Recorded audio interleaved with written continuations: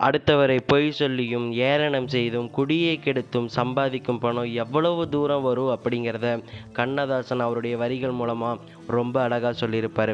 வீடு வரை உறவு, வீதி வரை மனைவி, காடு வரை பிள்ளை, கடைசி வரை யாரோ. யாருமே கடைசி வரைக்கும் வராத இந்த வாழ்க்கைக்கு நீங்கள் ஏன் இவ்வளவு பாடுபட்டுட்டு இருக்கீங்க அப்படிங்கிறத கண்ணதாசன் அந்த குறுகிய வரிகளில் நமக்கு விளக்கியிருப்பார். நம்ம வாழ்க்கைங்கிறது இவ்வளவு தான், அது சீக்கிரம் முடியக்கூடியது அப்படிங்கிறதுக்கு அறிவியல் உதாரணம் ஒன்று சொல்லட்டுமா? பொதுவாக நம்ம இறந்த பிறகு 24 மணி நேரத்திலேயே நம்மளுடைய உடலானது அழுகத் தொடங்கும். அப்படி அழுகத் தொடங்கிய பிறகு நம்மளை சுற்றி இருக்கக்கூடிய உறவினர்கள்லாம் கிட்ட வர மாட்டாங்க. எறும்புகளும் பூரான்கள் மாதிரியான பூச்சிகள் நம்மளை தேடி வர தொடங்கும். அதன் பிறகு உங்களை சுடுகாட்டுக்கு எடுத்துகிட்டு போய் புதைத்த பிறகு 3 நாட்கள் கழித்து நீங்கள் மண்ணுக்குள்ளே இருக்கும்போது உங்களுடைய மூக்கானது அழுகி போயிடும். 6 நாட்கள் கழித்து உங்களுடைய நகமெல்லாம் வேறுபட்டு போயிடும், கீழே விழுந்துடும். 9 நாட்கள் பிறகு உங்களுடைய முடி உங்களிடம் இல்லாமல் போயிடும், எல்லா முடியும் கொட்டி போயிடும்.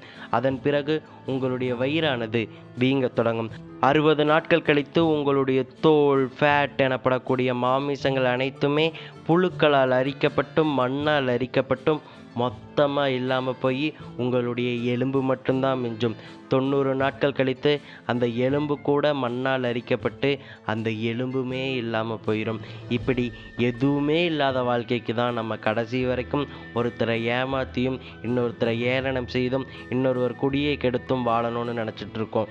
இப்படி எதுவுமே இல்லாமல் போகிற வாழ்க்கைக்கு நம்ம ஏன் இதெல்லாம் பண்ணிகிட்ருக்கோம்? வாழ்க்கையுடைய அர்த்தம் புரிஞ்சுக்கிட்டா எல்லாருமே சரியாக வாழ தொடங்குவாங்க.